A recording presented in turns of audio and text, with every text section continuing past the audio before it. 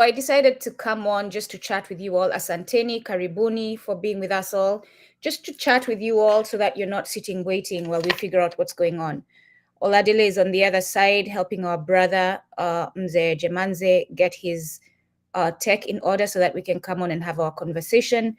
Since I am here chatting with you all, we can literally just chat for a few minutes. So what's going on? What topics do you guys want us to cover moving forward? What topics do you want to see Kumbukeni cover? What topics do you want to see us in our collaborations cover? I will also say we have an event coming up this Friday, May 10th at 12:30 p.m. Eastern Standard Time. That is the New York area time. Everyone else can do your adjustment from that knowledge, I guess, and figure out what time that is in your area. We're going to be bringing on this feedback from my, thank you, Nduku. You're welcome. Yes, we're going to be bringing on Mama Kanyisile, who is going to be talking to us about her book. We are promoting that book, Mbongi ya Ubuntu, which is the organization I am a part of with my fellow comrades. We are a printing, distribution, publishing, and education organization, and we're putting out, our focus is on Wana Ubuntu materials, books, articles, movies. So we're going to be focusing on putting our story out, therefore reclaiming our narrative. Again, the event is on Friday, 12:30 p.m. Eastern Standard Time. It is a virtual fundraiser, an opportunity for you all to pre-purchase the book. You all keep asking about African spirituality. Are there books about African spirituality? What can we do? Who can we reach out to talk about African spirituality? For those of you who've attended our shows with Mama Kanyisile, you've seen that she's well grounded in her knowledge of African spirituality, and therefore this is a book that we all want to help get out there. The book is called Ubulungisa, Deconstructing Gender in African Spirituality, the untold story of African warrior women. Therefore, we are reclaiming the African woman's position in the community, and Mama Kanyisile is going to be contributing hugely towards that with this book. I happen to have read the manuscript. It is a good book, I'll say that. This book has had me crying. This book has had me feeling elevated as a woman. This book has had me hopeful. It's made me angry. It will take you through all emotions, but it will ground you in our African ways. She does a good job talking about colonialism, talking about the infection the colonialists brought, both the Arabic and the Western ones. She talks about the infection both religions brought. She talks about how we ourselves took the woman out of the community and how we need to return her. She talks about the different warriors, the African women. We have the Rain Queen, we have the Mother Queen, we have the Warrior Queen. She talks about, I think we have about 5 warrior women that she speaks of. So it will be a book to grab if you're looking to learn about our African history. So let me see, Project 2025 Malcolm X at 100.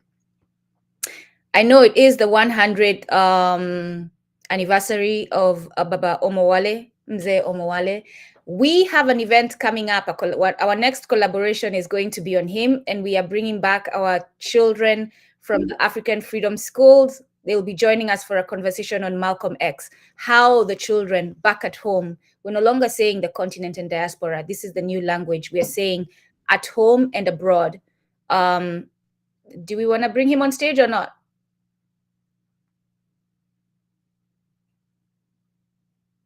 All right. Okay, sorry. So yes, we are going to have a conversation. So that will be in celebration of that. We are having a conversation on May 19th. I believe that's Sunday, May 19th. We are having a conversation on Malcolm X, which is going to include the children back at home. That is what the new language is. Africans back at home and Africans abroad. No more diaspora, no more on the continent. That, I feel, detaches us. Not just me, many of us feel that way of describing ourselves detaches us from each other. So it's better to just say those at home and those abroad, because as you know, if you have family members when they're traveling abroad, you know they're still your family members and they're coming back, right? There's no solid, is it a demarcation between the two of you? Great, thank you. I'd love to gain a better understanding of the internal politics of African countries and the causes for the violence in the Horn countries, Sudan, and others. We've had several shows on Kumbukeni about that. We can have more. We know, and this conversation today is actually going to contribute to that. Yes, this conversation today, as I was reading the materials provided to me to do the research for today, I was angry. This conversation is going to do that. At one point, as I was doing the research, I was losing hope. And I kept asking myself, how on earth are we going to defeat this thing that just keeps not wanting to let go, right? But we have to have hope because it's the only way we are going to do it. But I will tell you, our conversation today will get you questioning, can we really do it? Because of the intensity of the infiltration. And you have people like Bill Gates, who started selling himself as an angel, right? So you have Africans who've bought his agenda, and then now he shows his true self. And therefore, to tell those Africans that Bill Gates is a person now, they're looking at you like you have two heads. So this is what we are confronting. People who come as the Jesus Christ, and then they turn out to be the devil. And Bill Gates happens to be one of those. We'll be talking about him today. So that conversation should address that question.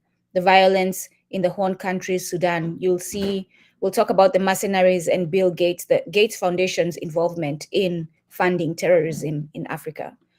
I'm looking at this comment. I would first love to see established peace at home. You and I too, Milty Leonard. You and I too. But first, before what? What did I say that you're responding to? There's feedback from me. Are you all hearing feedback? Any sounds?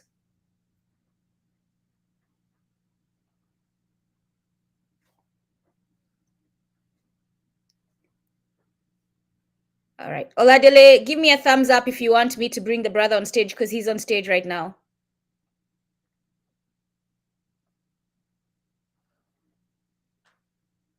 Thumbs up? Okay. You want to come back on or not? All right. You're coordinating that. We'll take care of that. Okay, good. Here we go. Hello, everyone. Sorry for the delay. My brother, before we go, can you hear us before we go? Professor Philip. Okay, I might have to go backstage again to sort that out, guys. So yeah, and we could carry on from here. Carry on for now. You know what? I'm trying to think of other solutions. Did he get on his computer or is he still on his phone? Yeah, let me speak to him on the phone. I'll get back. Let me come off. Okay, thank you. All right.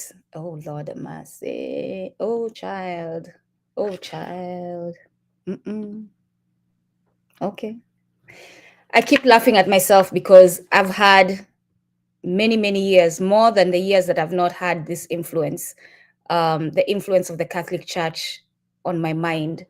I was a Catholic for a long time, and then now I'm returning to African spirituality, and I find myself every time when I exclaim saying, Lord have mercy, and I'm like, which Lord am I asking to have mercy? I would first love to see establishment at home. Reclaiming our narrative, Nduko, do you believe that the removal of women from the spiritual vibes of African thoughts facilitates gender discrimination amongst us? Yes. Yes, I do. Mama Kanyisile is better equipped to speak about this, and she will on Friday. But yes, it does, because the African man bought the lie that the man is superior to the woman, and they can do without the woman, or the woman should find her place and sit there and be quiet. The African man has lost the advantage of having that advisor, right? We see it several times. We see it in Empress Taitu with Emperor Menelik, right? She advised him and they won that battle. We've seen it severally where African women stood beside their African men and they helped get the wins. So if you're out there and you're not respecting your woman, you're out there and you're not letting your woman play her role, which is the role of nurturing, the role of defending, the role of caring for the family, and it includes her being allowed to embrace her full wisdom, not to be thought of as a less than thing, but to be thought of as a powerful part of the family, then you're losing out on the benefits of having your woman strengthen your union. Yes, I do believe that. Hello, Yakub from Istanbul. Thank you for joining us. Julia S. Butler, Julia Ihechuku. Thank you for joining us, Milty. Yes, let me know any other questions we have. Kumbukeni is thinking of having reading sessions at a cost. We're going to put out a survey where you all let us know what you think about it and what topics we should cover. Again, under Mbongi or Ubuntu, we have Ubuntu lessons coming up. We have flashcards coming up, so look out for those on my social media platforms, the different spaces where I am. We'll be selling those flashcards. So if you're learning Ubuntu, which is Kiswahili, erroneously known as Kiswahili, buy yourself the flashcards. They'll be $25 a pack with a $10 audio accompanying them to help you with the pronunciations. So that is a total of $35 to have for as long as you want to practice the pronunciations. We're talking the alphabet. That's the first one we're giving you. You have to learn how to pronounce the alphabet, because the alphabet is what builds the words. The words is what builds the sentences. Without that, you cannot speak, you cannot write, you cannot read in the language. So you need that foundation in order to be well equipped to move up in your language learning. So I'll give you a few tips on what we're talking about today as Oladile comes on. As I was doing my research, we're going to be talking about black water. You've all heard of them. I'm not going to mention his names because we're not going to give him energy here. I'm sure it's going to come up, but I'm not going to mention his name, the person who started this company. But maybe it is good to know him, and we will mention in the conversation. The company now goes by the name XE Services, and this is what these criminal companies do, right? They are revealed for their criminal ways, and when they are done to the public, and when that happens, they move on now as if they have cleaned the slate and get a new name, as if they're new, but they're not new. They're doing the same thing they were doing. This is just marketing. When you don't look good to the public, to the point where the public is willing to ditch you, they change their name so that they can continue what they're doing. And the thing that angered me the most is that governments, the US government, the Canadian government, Australian government, and many other governments are using these entities to get away with the human rights violations accusations, right? So they're military, they're official militaries. When they get to a point where something needs to be done that is going to be questionable, they hire Blackwater, now known as XC Services, to do that job. We're talking assassinations, we're talking starting wars, we're talking disrupting spaces. So these entities, the private entities, get to do that work for the government. It seems like it's just the private entities, but they are in collaboration with the governments. And you who doubts what I'm saying should ask yourself, how else would they have access to those spaces? These governments will not allow you and I to move easily. So how else is an organization allowed to move that easily in other countries if their government does not support it? That's the question you should have yourself if you doubt that. We're going to talk about how the Bill Gates Foundation, and how they are involved with Monsanto. You'll see the conflict of interest there when we have that conversation, and how Monsanto is a client of Blackwater. This is like the cycle of criminality that is going on. So yeah, we'll talk about that. Hold on real quick. I'll be right back with you all.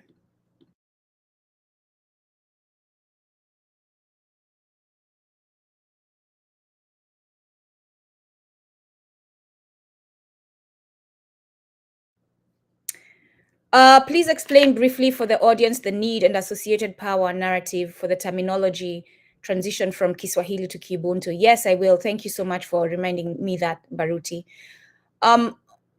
We are now calling Kiswahili Kiubuntu because in Kiubuntu, which was formerly known as Kiswahili, to say ki and then you say the language or the people, it means the language of these people, right? So Kikamba, I am an Akamba person. Kikamba means the language of the Kamba people. Kiluo, the language of the Luo people. Kinkosa, the language of Akosa people. So to say Kiswahili, you're literally saying, and which is what it was sold as, the language of the Swahili people. This language that has been called Kiswahili for so long existed before the Swahili people existed. The Swahili people are offspring of the Arab invaders and our people who were in that region, the East African region.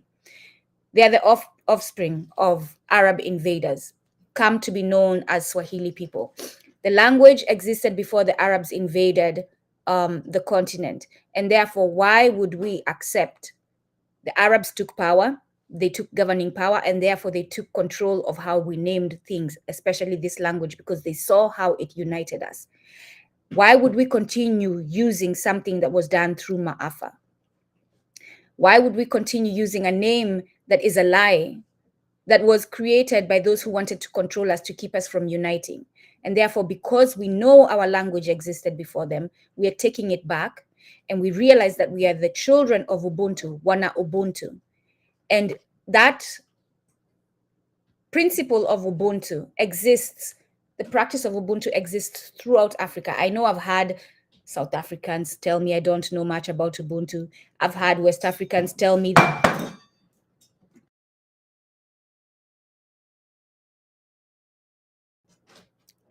they don't have Ubuntu where they come from. And I have said to them, you have Ubuntu, it just goes by a different name.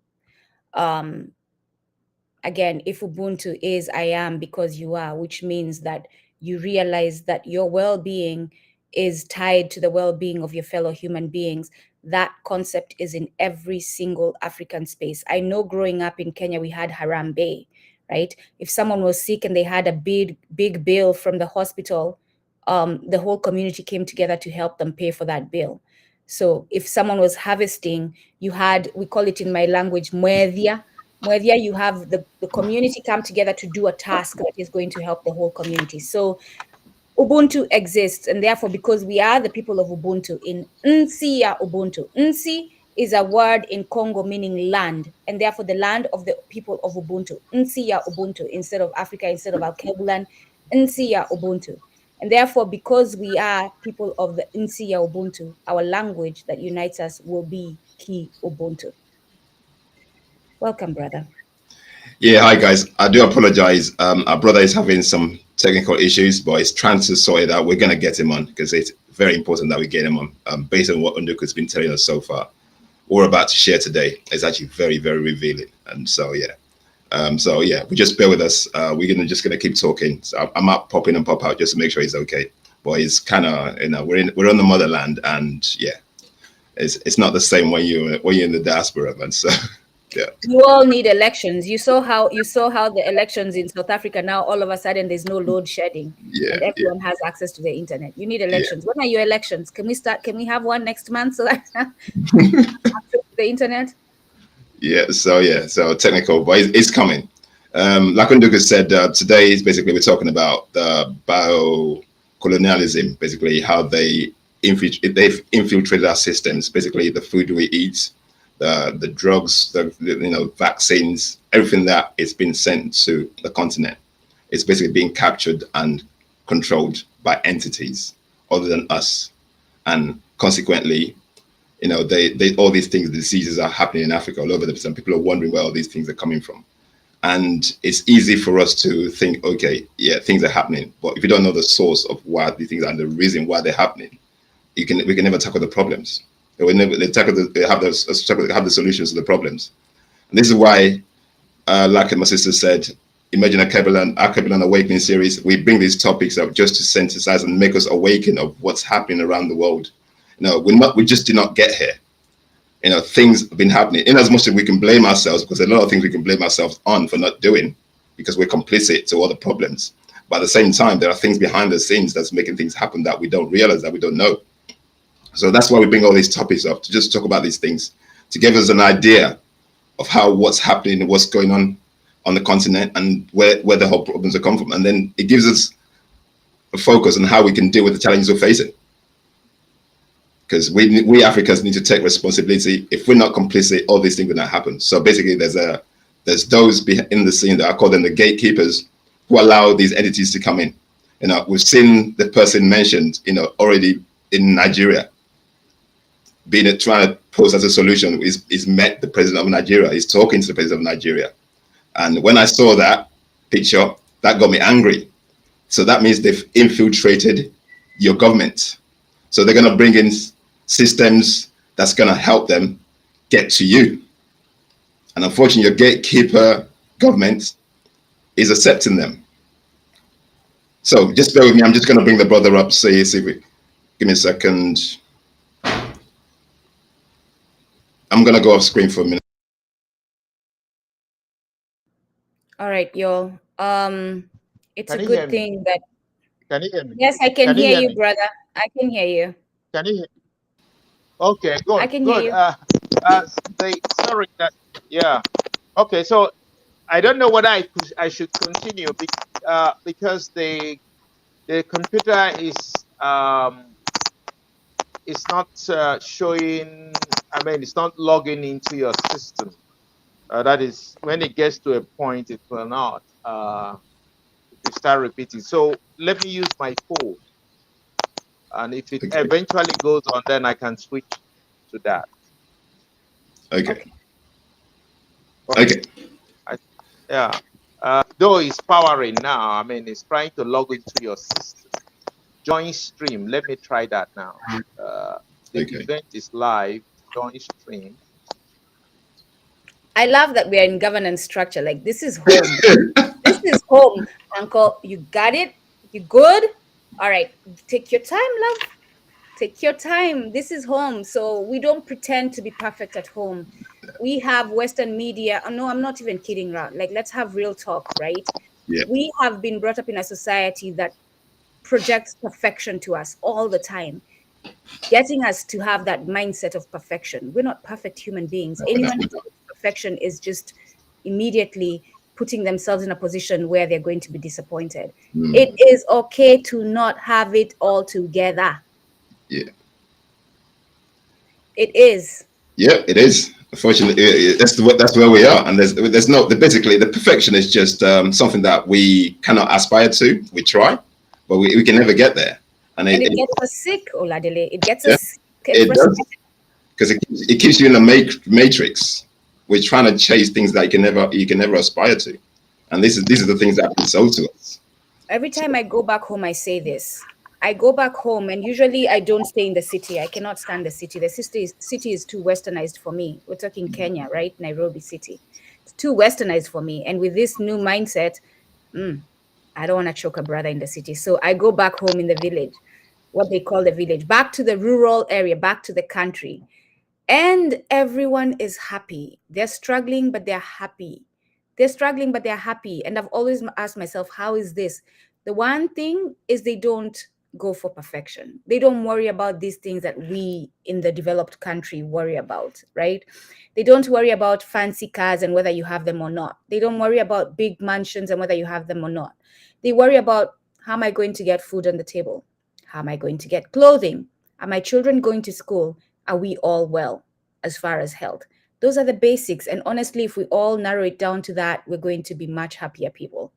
And life is going to be much easier to deal with. Now, when we say that in the United States with the health part of it, given the health environment in the United States, that's a challenge, right? But we're talking about going back to our way. I'm going to say, speaking of that we have Mbongi ya Ubuntu has our first annual event coming up this year in September, on Saturday, September 21st. And one of the presentations we're going to have is on our herbal medicine.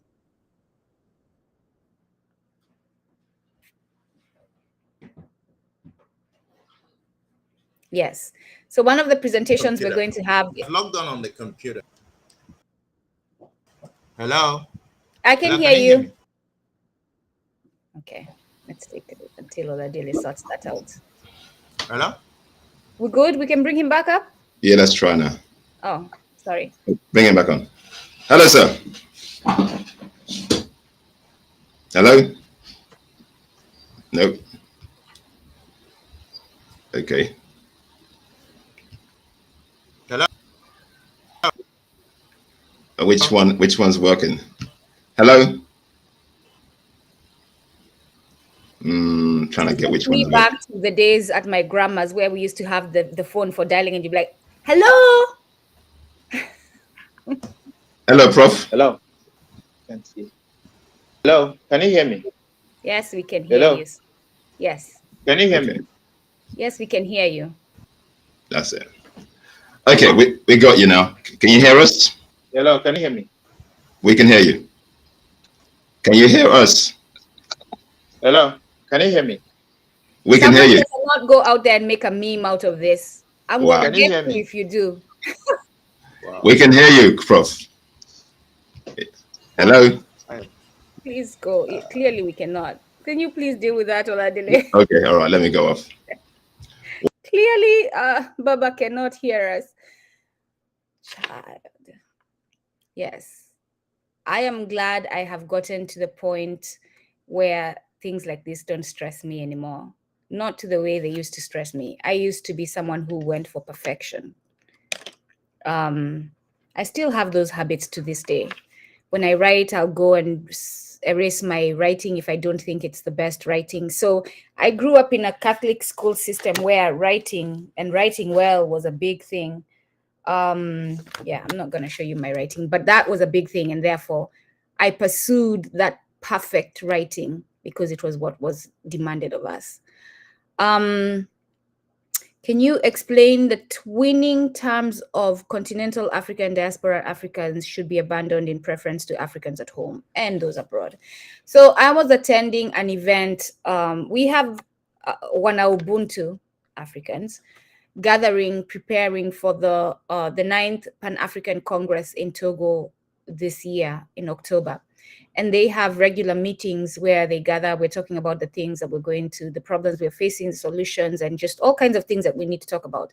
And that meeting, which was last month, one of the elders said he has started, or he would recommend that we start referring to ourselves as Africans at home and Africans abroad. I'm taking it a step forward and saying, let's dump the African, because we have found that it's not a name that comes from us, and say Wana Ubuntu at home and Wana Ubuntu abroad.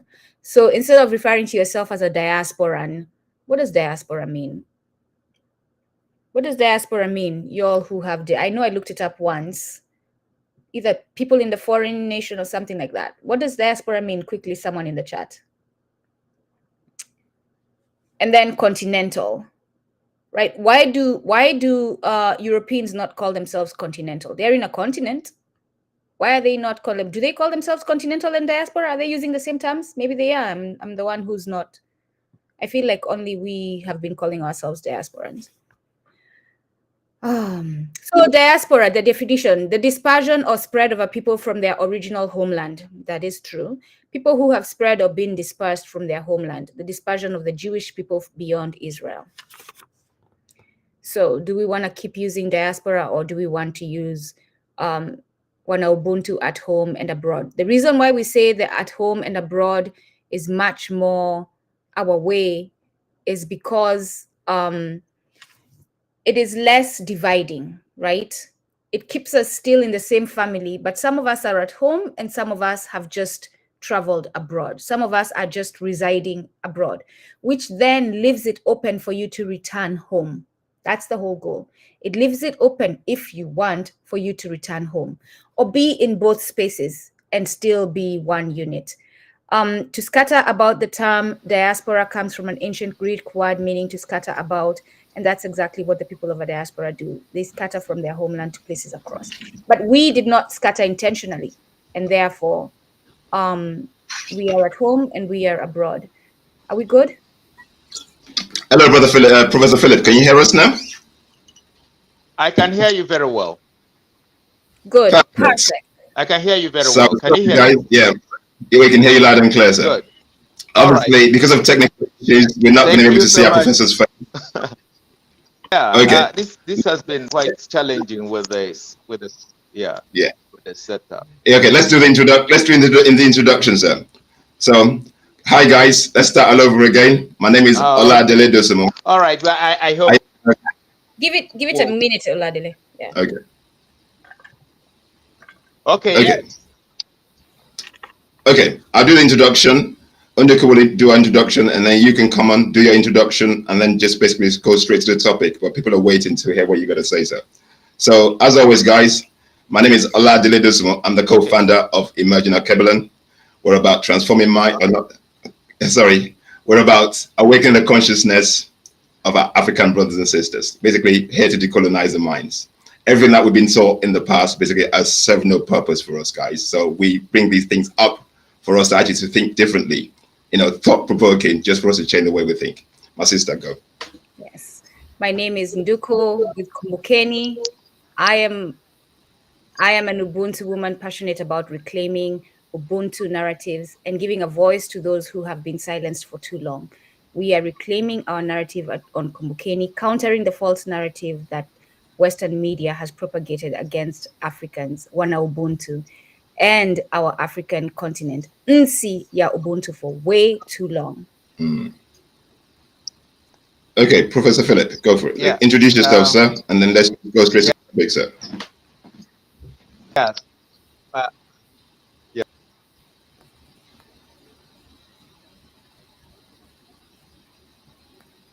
Hello, Prof. Okay, we lost it. We're freezing again. You know what? This Tunubu is starting to get on my nerves. Tinubu's getting you there. Hello, Prof. On the phone.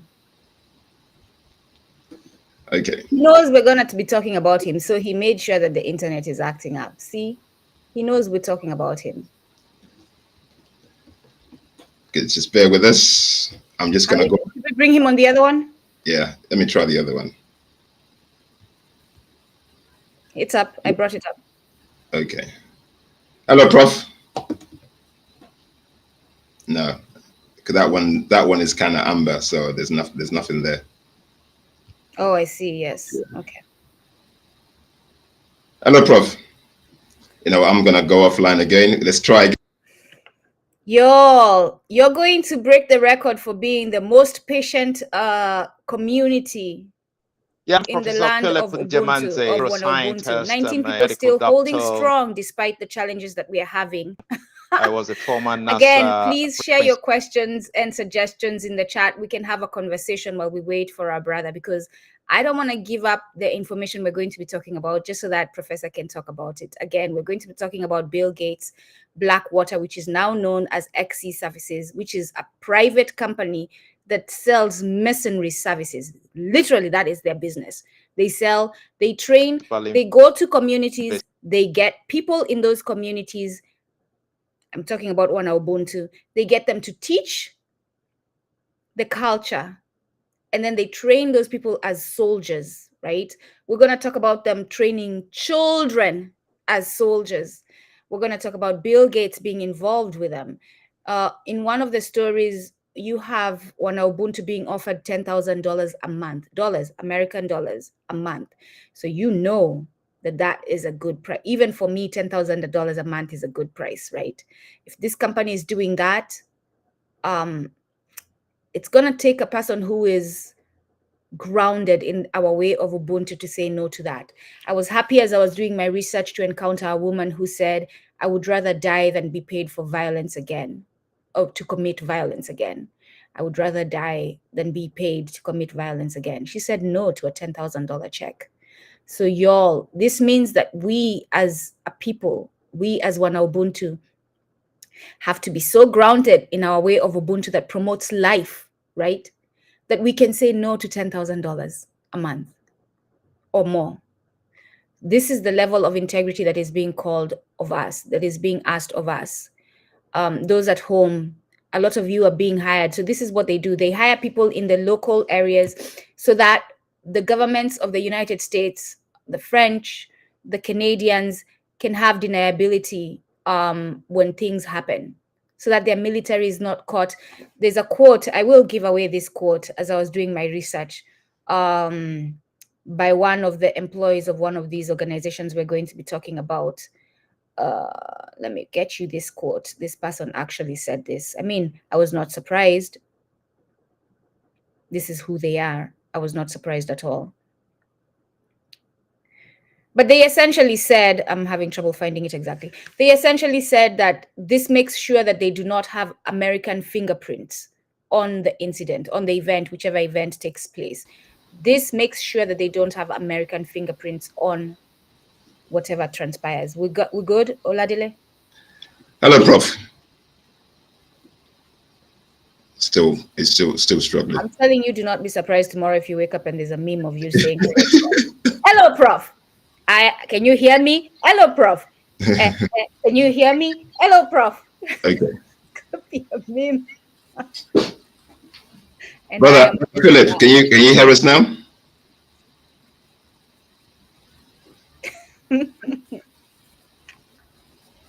Nope. Okay, Ndiku, carry on talking. Now, what am I going to carry on? I'm going to start the conversation. I am going to start the conversation. Can you hear me? Oh my.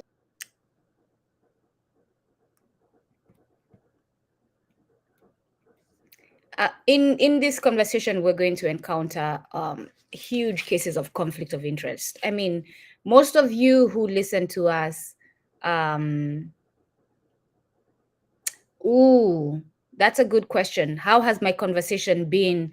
And you all, Baruti Katembo is not the only person in this community who has a brain, and therefore, which means that you have ideas, suggestions, thoughts. Put your thoughts in the conversation so that we can talk about them. We're talking today, the conversation is about bioweapons, right? Being used against us. I know it said national security threats. When I saw that, I was like, that's the United States way of putting things, but I allowed it. I was like, let's go with it. National security threats of biological terrorism. I call it Nsi ya Ubuntu threats. Threats to Nsi ya Ubuntu through biological terrorism. This is what we're going to be talking about today. In it, there are a few people implicated in this indictment that we are bringing upon these entities.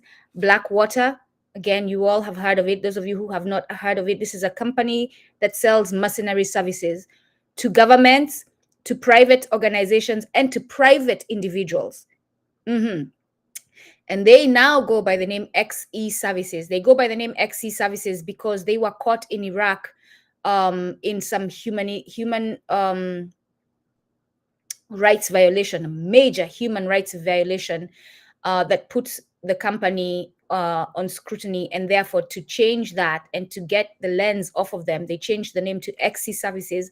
Not only did they do that, but the founder moved from the United States to go live in Abu Dhabi, where he says he does not have to pay as much taxes and he does not have to be as accountable as he was in the United States. So this is what these criminals do. We good, or what's going on? Okay, yeah, so unfortunately, technical issues. Our brother can hear us, but we can't hear him. So they said there's rain where it is. So it's kind of interfering with the whole connection. So unfortunately, guys, yeah, my brother's not gonna be. He's trying to come back on. Actually, he's not giving up. Give me a second. So, I'm going to say, as Oladile is talking about that, we mentioned last week on Kumbukeni, our brother Amos Onyango in Kenya with Lawi Afrik. I shared their link. Support them if you can. Send $5, $10 in Africa. Yes, yeah, we can hear you. Yeah. Thanks for the persistence. Yes, we can. Yes. Oh, okay, good. So let me just start speaking. Go for it, sir. The issue here is that. Introduce yourself, sir. The issue here is that. My name is Professor Dr. Philip Njemanze. I'm a neuroscientist. I used to be a former principal investigator on the NASA program to study the brain in space. I work in a hospital. I do a lot of research, and so you can check that out on LinkedIn. So what I want to talk about, I'm the chairman of the Global Pro-Life Alliance and worldwide. And what we do is to follow what trends that is happening in terms of anti-life policies. Now, let me tell you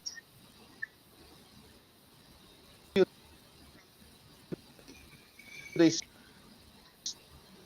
story.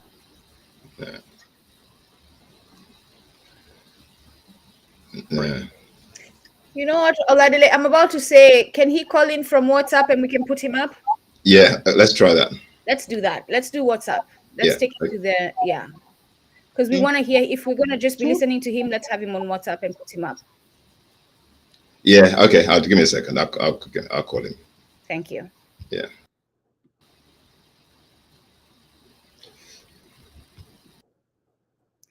again, these are the challenges we are facing. The internet, it's been raining a lot. In East Africa, there's flooding, a lot of deaths, 2005. unfortunately. The country where I grew up in Kenya, in The Tanzania, entire a lot Western of deaths.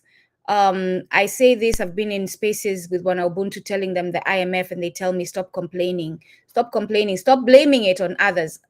How am I going to stop if it's the truth? How am I going to stop if it is really true that the IMF and the World Bank are holding us up on policies that are keeping us from developing our nations? And therefore you have a situation where, and they are building, these people that they call corrupt, they have been, it's the what do we call it, the evil that was built by the Western entities, right? They have been funding corruption for a long time on NCA Ubuntu, and therefore why would we not mention them? For example, I'm taking a walk, there's a big boulder in front of me, I cannot walk over it. And so the people ahead of me, they give me a call. What's going on? Where are you? How come you've not arrived yet? How am I going to say, oh, I'm working very hard? I am working very hard. I'm walking. I'm actually doing some push-ups so that I can have more energy to walk. I'm looking around. I took a nap so that I'm well rested, and not mention the boulder in front of me that's preventing me from moving forward. How is that realistic? To not get on that call and say, there's a huge boulder in front of me that's preventing me from moving forward. This is what we're doing by mentioning the IMF and the World Bank and all the entities, the foreign entities that are keeping us from doing well. I recommended for you all 23 Things They Don't Tell You About Capitalism by Hu Jang Chang, if I'm saying the name right. Someone correct me if I'm saying it wrong. But it's, Oladile, are you still on the phone with him? Or you back to get on? Yeah, we're gonna go on WhatsApp. So my brother's gonna stop from WhatsApp. Thank you. Go on. Okay, bro, go. Okay, good. So is that loud? The genesis of all this comes from the 2005 meeting of leading Western economies and all their billionaires. The problem is the West is losing technologically to Asia. So, and they now thought about what do we do to keep our place in the economies. The leading scientists and the billionaires came up with the idea of the human industry. The human industry is a new industry whereby, as a medical doctor, if somebody comes to me for a heart condition, for example, all I need to do is to do the test to do it for the heart, the ultrasound of the heart, that is.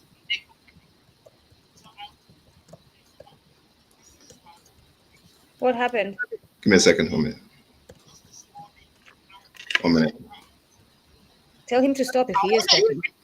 Prick the heart. Can you hear me still? Yeah, go on. Okay, so when I prick the heart, I will get a few cells of that heart tissue on that needle.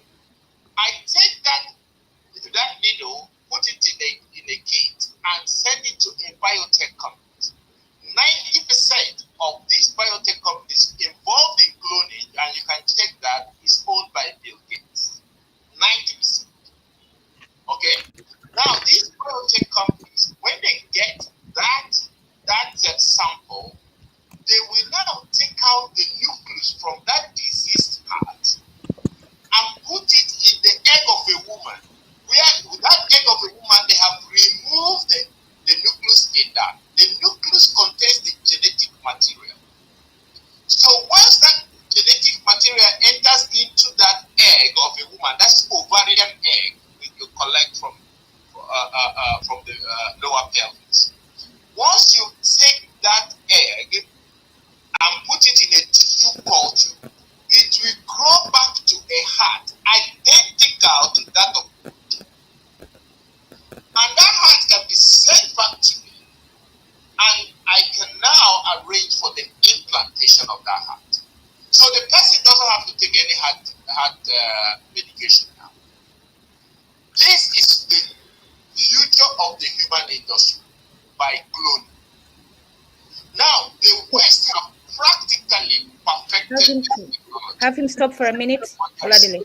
Bro, hold on. Can you stop for a minute, bro? Can you stop for 1 minute? Okay.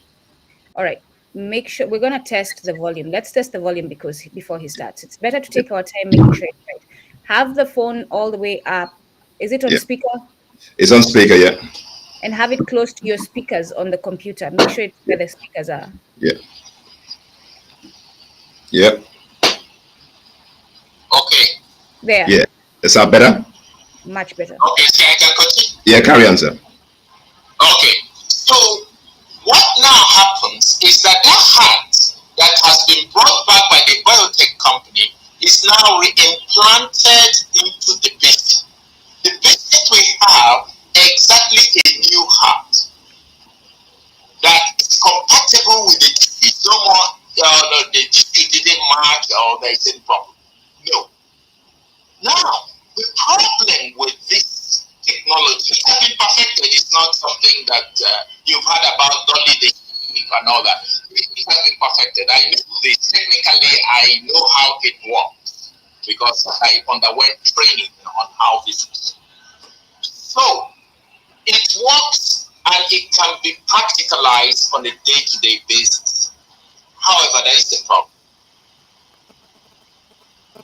Get the eggs of women to the tune of 100 million eggs. 100 million eggs, at least in the first 5 years, you need that 100 million eggs. Because the act of taking the nucleus from the disease cell into the egg of a woman is a manual process. We call that somatic cell nuclear transfer. So it's a manual process. So you are going to waste a lot of eggs in the process. Some people estimate some cases almost 1,000 eggs. So where are you going to get all that?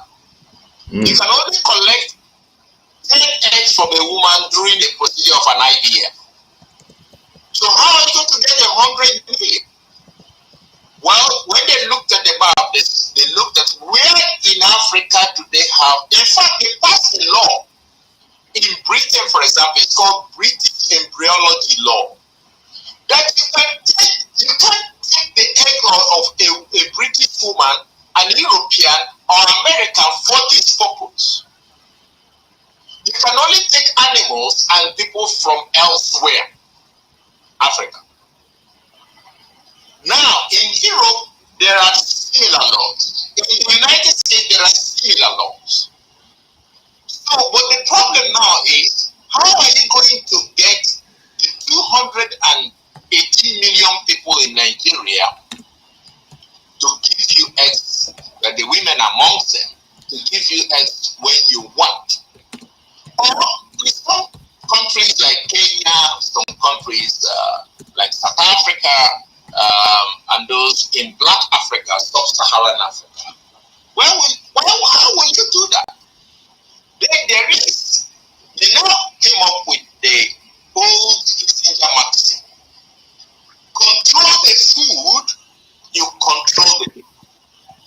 So if you have a monopoly over their food, you can tell them anything you want and they will just do it. Because a woman will not watch her children die of hunger when she can donate her eggs. Now, mind you, after about 3-4 generations, the woman will have what we call ovarian hyperstimulation syndrome. She might die of kidney failure, liver failure, cancers, infections. Now they said, okay, you know what we will do? We will remove the control of African countries over their seeds. If we hold the monopoly of the seeds, we can determine what they will plant, how they will plant it, when they will plant, and tell them what they have to give us if they want to plant it. They have seed for food. So what did they come up with? Bill Gates and his organization set up 6 councils almost in all African countries. Funded them. These 6 councils were charged with one task: select the genetically modified seeds and hybrids from us. So the 6 councils are people appointed by the Bill Gates Organization and Monsanto. They came up with drought-tolerant seeds that have the cassava will have protein in it, and there will be vitamin A in it. So, and then not only do you have to take monopoly of this, you have to be able to insert a sterilizing in these seeds. Because if you do not do that, even though you can get the seeds and have monopoly of the seeds, so when the women come or the farmer comes to collect seeds, you tell them, okay, look at this seed sachet here, it's 5,000 naira. And you need about 2,000 of them. You don't have money like that. So they go and tell your wife and daughters to go and donate their eggs. And then they'll come with a note from the doctor and we will give them the seed. You don't have to pay anything at that point. However, that will get only the farmers. There are 14 million of them registered in Nigeria. Now, what of the general population? There are also women who will get it. Inside the sterilizing fee, inside the seeds. The sterilizing fee, when you insert it inside the fee, inside the food, then when they eat it, they will become sterile. That is called the herbicide fee. Herbicide was an American company, small American company, which invented this fee that sterilizes men and women. So Monsanto bought it in bottles, and then it became the Monsanto herbicide fee. The herbicide it took on, it worked perfectly, and they are doing it and starting it everywhere they can. That the populace, when they eat it, they will become sterile. They will now go to IVF clinics by themselves. Wow. Because of the desire of African women to have a child. Wow. When they go there, they will harvest the eggs and sell it back to the biotech companies. So, this was the system. When they looked at the map, they said, where do these people cultivate their food? 70% of the crops come from the northeast. So they said, wow, the northeast also have polio. Wow. So what we do, they start turning into a doctor for polio. They came up with a golden vaccine, which we don't really use again in medicine. That is the oral polio vaccine. It's a live vaccine. Live vaccine means that when you drop those things into the mouth of the child, you actually get polio. It's attenuated live vaccine. The vaccine that is a dead virus. And it's very expensive. But you can do that. Oral polio vaccine. Most of the polio in Nigeria is coming from the vaccine, not from the wild type polio. So you announce this foundation, giving money to government hospitals, of course, in cost. Yep. But what it did with the polio vaccine campaign was that missionaries. How do you say missionaries? Wow, you can check this out. In this case, what the private army called Blackwater is also called. Okay, his name is Prince. He owned the Blackwater for $100 million. And Monsanto, okay, Blackwater, go around Africa, missionaries. They went to Nigeria, went to South Africa, went to the Libya, Mali. Oh, they are Islamic terrorists. No, many of them are not active in Islamic at all. But they can wear turban and then they become Islamic. And they train them in Burkina Faso. So when you hear the Burkina Faso people talking, that's why. Because they had the training ground. They trained them, brought them through the Zambisa forest, and then they infiltrated the whole place, and they were moving around, and they just actually sent 24 satellites, synchronous satellites around to image almost every place in Nigeria and around the world, but mainly synchronous because it's focused on Nigeria and African belt. So this could support the movement of military troops anywhere. Another thing which was injurious in this way, wickedly, was that he provided 2 billion naira grants for natural seed growers. Okay. Natural seed growers. Then, the 40 million farmers in Nigeria, he gave them cell phones, which we are called electronic wallets. How did this work? It has precise GPS and NFC technology. So what did they do? They now transferred the 2 billion so that if a farmer is a seed grower and some other farmer comes to him to buy some seeds, they don't need to pay. Immediately that person enters her code, this person enters his phone code, then the money transaction takes place through that phone, and then that is called the electronic wallet. But by holding this, because it was a source of money, by holding this, we could track to the very 1 meter the position of every farmer in Nigeria, particularly the seed growers.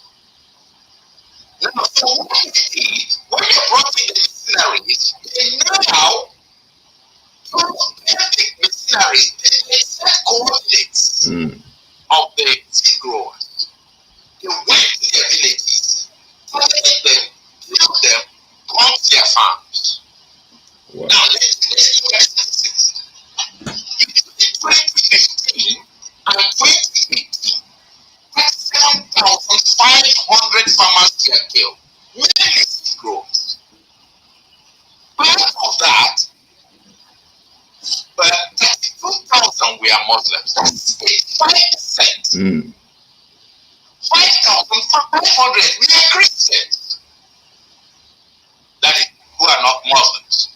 The next 5,500 were killed, which only 15%. So, wow, Islamic terrorism that kills 85% of Muslims. Does that make sense to you? Of course it does. So basically, now talk about all our seed growers from the remaining farmers to the IDP camps. And they get to the IDP camps as NGOs, UNHCR seeds and all that. And they are now presenting the so-called improved seeds, because the farmers will not be able to farm unless they get the seeds. So they came to that place and gave them the so-called improved seeds, which are GMOs and hybrids. So when they give them that, they now use the violence in those areas they want them to go back to, where they have eliminated the seed growers, and the farmers will go back there and then start farming and planting GMO crops. After the first season, they have captured the food security of Nigeria in that area, because they now control the seeds. So what the US was doing is to hijack seed growers in Nigeria, and now has the monopoly of the seeds in Nigeria. So he controls the agricultural system. What next thing did he do? He came into the health center. He gave money, bribes. In fact, I was the person who headed the committee for doctors in Nigeria to argue against the National Health Act. Because The problem is, before you get to cloning, you have to have 2 years whereby you give people real organs. And from there you get your cloning in. Where was this program come from? Nigeria. So what it means, then offered pride to the National Assembly. Wow. And in the public hearing, in that law, they wrote the law which says your organ can be taken without consent. It's from 48 and 51 of the National Health Act. The consent clause can be waived in case of emergency. I mean, what we want to do? Flex almost every case for the perspective of the patient, for the perspective of the doctor, it's emergency. And you know what they did? They now say emergency care is free in section 20. What it means, the patient goes to the hospital is going to declare emergency before even he gets there. Because they will get the health care free. So, but what he does not know is that he declares emergency, then he has waived the right to consent for his organ to be taken. So, what the priest wanted to achieve with this is to be able to harvest organs. But the next problem arises. Who will give them, which Nigerian doctor will be harvesting organs of his own people? Maybe 1 or 2 or 3, but not many. So what they realize that. So what they do is they contest. And I mean, contest the entire hospital system within the government sphere. The Federal Medical Center Teaching Hospital for 3.2 billion. Who was the minister? Did you tell them this? We told them. In fact, I personally told Njemanze when the bill was being argued, when I pointed an Okoa and they were sitting down there at the National Assembly, I told them, look, let me tell you. All right, Oladele, just ask Professor to hold on for a minute, please. Prof. Yeah. Can you just hold for a minute? We're trying to go onto another streaming platform. Yeah. So unfortunately, we are going to use we're going to lose the Imagine Alkebulan LinkedIn. But I'm putting, for those of you on LinkedIn, I'm putting my LinkedIn there. That's where we're going to be broadcasting in a few minutes. We're going to move to the Kumbukeni StreamYard link to see whether we have better access. This is the Kumbukeni, for those of you who are on. And then I'll send Professor the link. That's the Kumbukeni YouTube. I'm putting down the Imagine Alkebulan link YouTube. That's where we're going to all be streaming from. So the links I'm giving in the chat is where we're going to stream from in about 5 minutes, so that we see whether we have better audio there. Just give me a minute. Yeah, send me the link as well. Yeah. And then I'll send you the studio link in a minute. Send it to Telegram. Yeah, let me just put the link for. Yeah. The professor we are moving, I'm sending him the link. Yeah. Send me his number. I'm gonna send it to you as well, so yeah. Okay. Yeah. All right. Hold on. Let me put the Imagine Alkebulan link, and then we can end this one.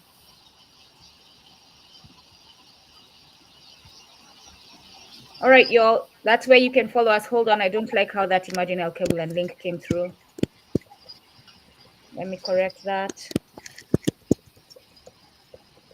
That way we have a more decent conversation, because I can barely hear him. There you go. So all the LinkedIn that I put there, the two YouTube channels is where we're going to be broadcasting from. Okay, I'm going to go out so that I can set. Yeah, all the Imagine Alkebulan guys on LinkedIn. I know that's where the biggest audience is. Can you just follow that link? Yeah, we're switching over, just see if we can get a better audio. Okay, bro, I'm gonna send you the link. Okay. Yeah, just bear with us, man. Give me a second. Where is it? She sent it to me. Okay.